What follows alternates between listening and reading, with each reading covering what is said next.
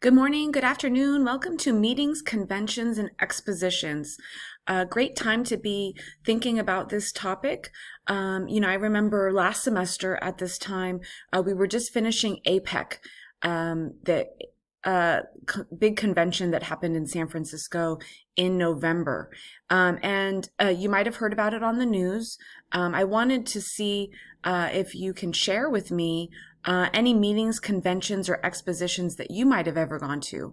You might be thinking, no, Lisa, I wouldn't have a chance. But thinking about it, Comic-Con, for example, is a great example. Maybe there's a hobby or interest that you have, so you've participated in some kind of convention or otherwise.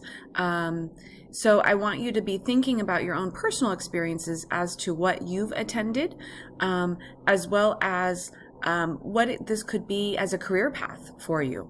There's some acronyms to be aware of that are listed here on the screen.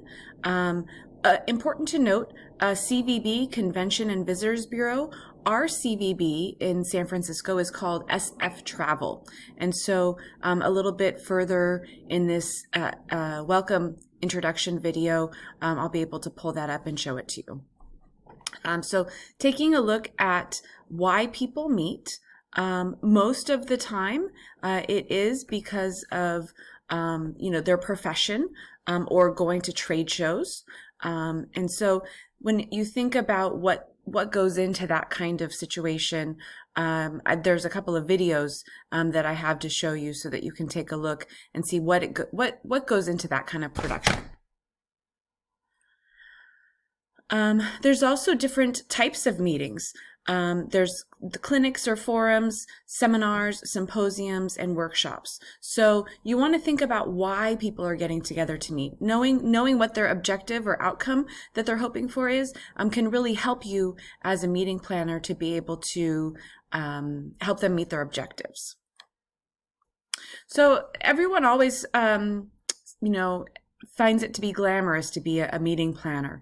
Planning the parties is something that we also might even do in our personal lives.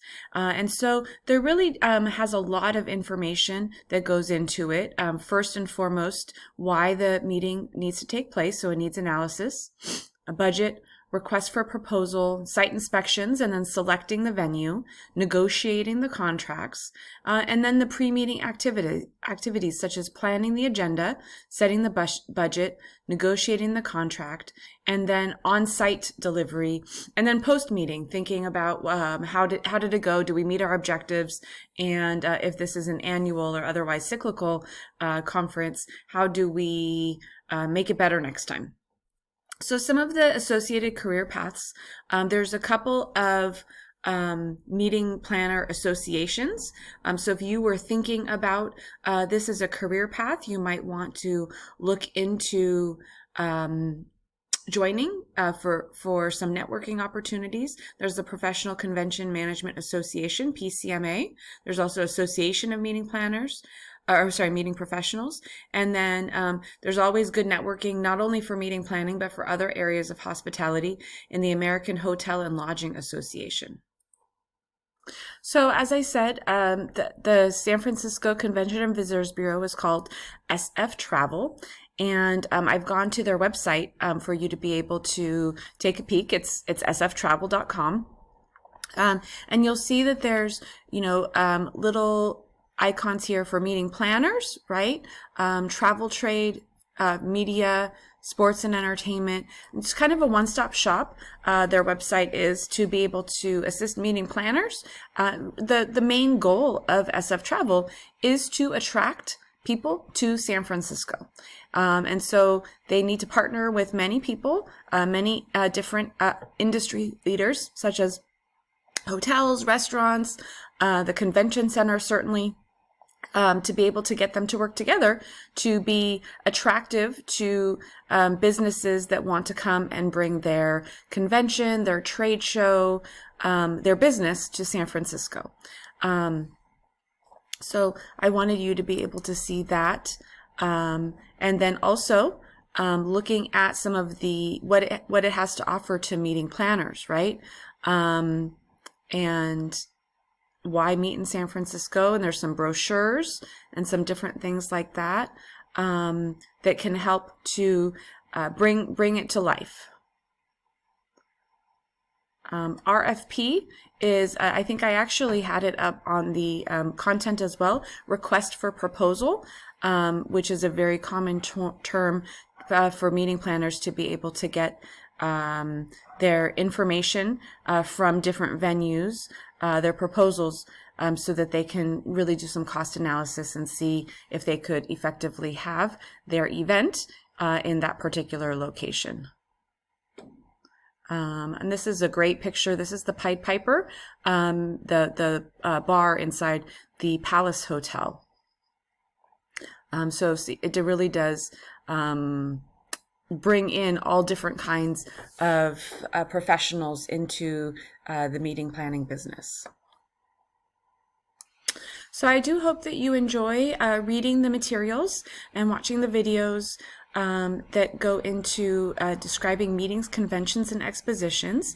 Hopefully by the end of this week's content, you'll be able to understand a little bit more about destination management companies, the major players in the convention industry, the different types of meetings, conventions, and expositions that can happen, and then the venues for those meetings, conventions, and expositions, some of which are hotels.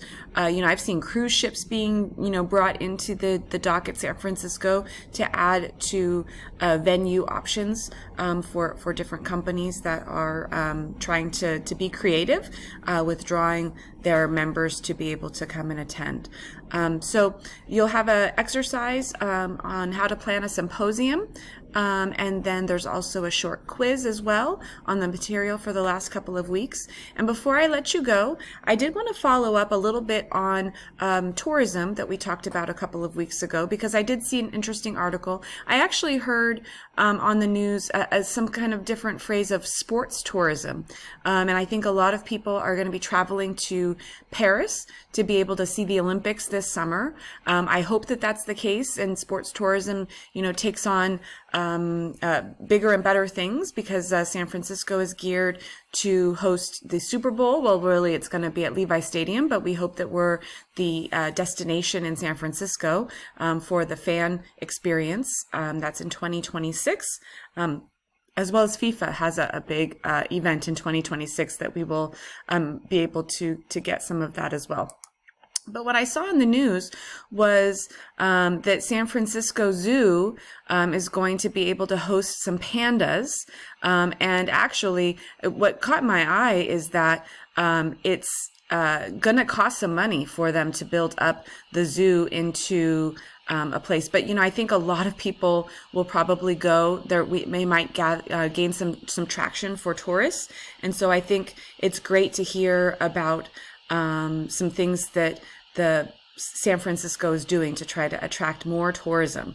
So I just thought that was an interesting article that caught my eye that really does impact the tourism industry.